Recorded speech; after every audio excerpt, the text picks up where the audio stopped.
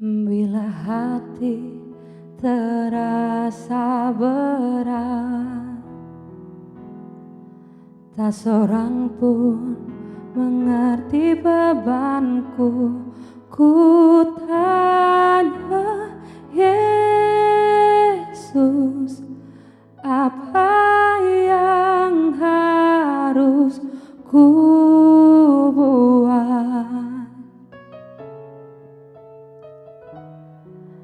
Dia berfirman, mari datanglah. Dia selalu pedulikan aku. Ku datang Yesus, Dia pikul segala bebanku. Sujud di altarnya, ku bawa hidupku. Ku terima anugerahnya, Dia ampuniku dan bebaskanku. Dia ubah hidupku, barui hatiku.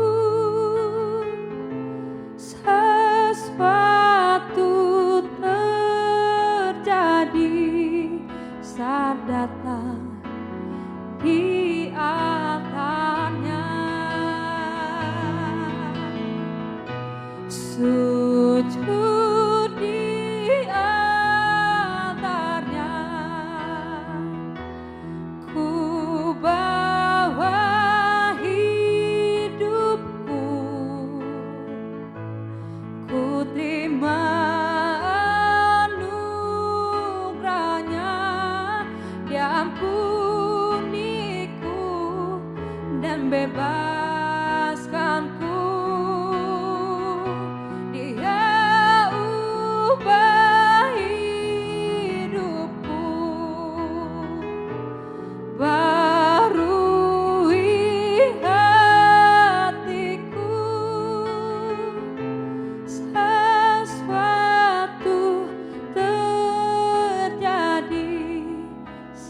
Datang di altarnya. Kami datang Tuhan, kami datang Tuhan, sujud di altar-Mu.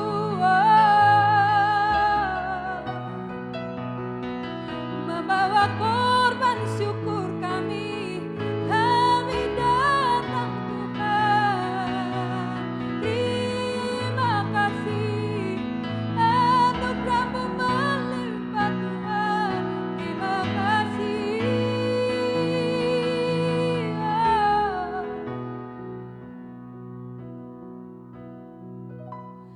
Sujud di altarnya, ku bawa hidupku. Ku terima anugerahnya, Dia ampuniku dan bebaskanku. Dia ubah hidupku, barui hatiku. Sesuatu terjadi, pemulihan terjadi.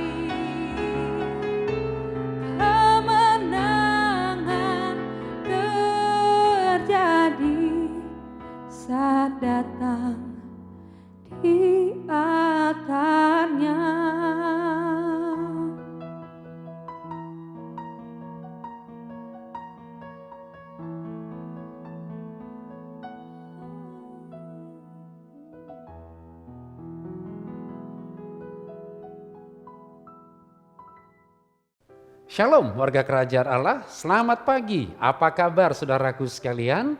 Bersama dengan saya Janus Panjaitan dalam Voice of Victory hari ini. Saudaraku, tema gereja kita di bulan ini adalah Loving God. Saya ingin kita bersama-sama merenungkan dan melihat dalam Kejadian 1 ayat yang pertama. Pada mulanya Allah menciptakan langit dan bumi. Saudaraku, dalam bahasa Ibrani kata pada mulanya beresit yang berasal dari preposisi B yang artinya pada atau di dalam. Dan kemudian ada kata resit, mula atau awal. Jadi beresit saudaraku sekalian bermakna permulaan, pertama, pemimpin terbaik, buah sulung. Dan kata benda resit berasal dari kata ros yang artinya kepala, pemimpin atau raja.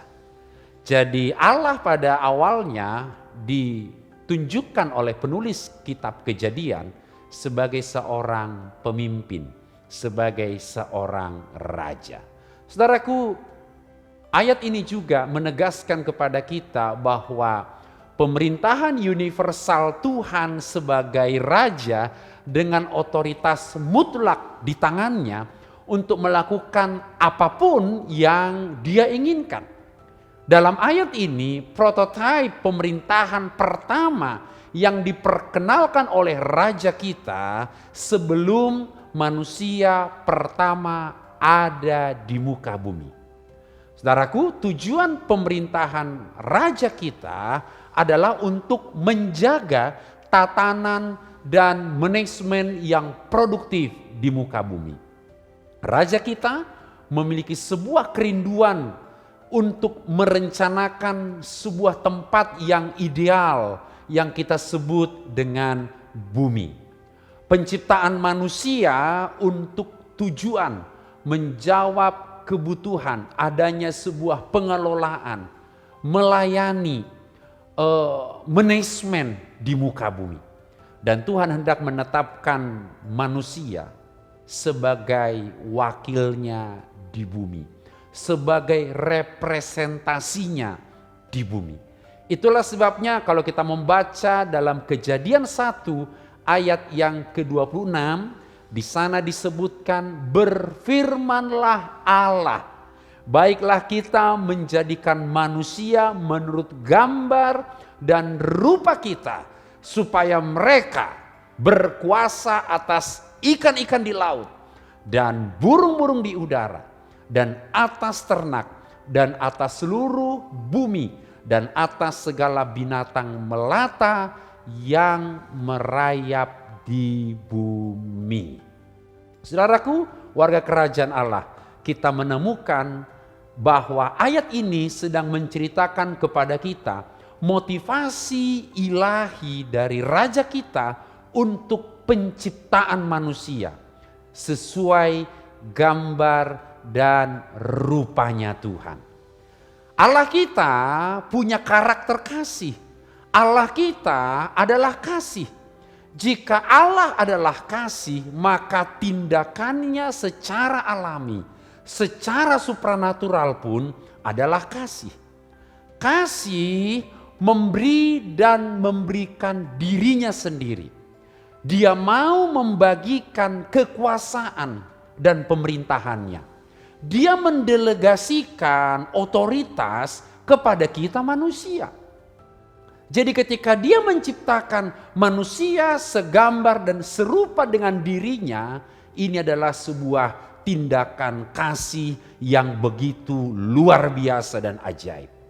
Ketika dia mendelegasikan kuasanya kepada manusia, ini juga adalah tindakan kasih. Jadi saudaraku sekalian, penting untuk kita perhatikan. Karena kasihnya, Tuhan ingin menjadikan manusia itu sebagai keluarganya. Menarik bukan? kita, Adam dan Hawa waktu itu diciptakan sebagai sahabatnya. Tuhan mau berbagi otoritas dan kekuasaan. Dan manusia itu disebut anak raja, bukan sebagai hamba. Kita disebut sebagai anak dan sahabat. Itulah sebabnya Anda semua menjadi raja, menjadi ratu, dimanapun Anda berada. Di wilayah, di area yang Tuhan percayakan kita bertanggung jawab di situ. Sehingga bahasa kita, bahasa kerajaan Allah adalah kasih. Dan ini kita mesti ekspresikan, kasih ini yang kita mesti ekspresikan ke semua orang. Dia memberikan gambar dan rupanya, Selem dan Demut. Manusia diberikan refleksi nyata dari Allah, serta unsur-unsur Allah itu karakternya, sifatnya nyata dalam diri manusia.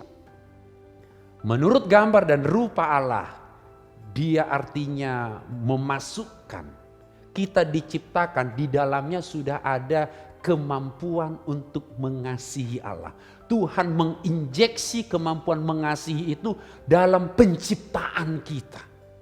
Wow, ini keren banget saudaraku. Dan untuk mempertahankan keserupaan segambar dengan Tuhan itu, manusia Tuhan tempatkan di hadiratnya. Dia ingin keserupaan itu tetap terjaga dengan baik.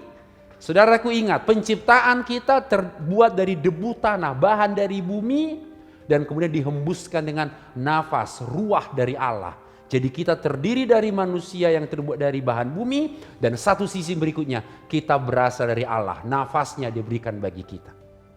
Sehingga kita semua manusia adalah makhluk bumi dan juga makhluk rohani. Kita mesti tinggal, manusia harus tinggal di sebuah tempat yang dua aspek ini mesti ada, yaitu di mana? Di Taman Eden.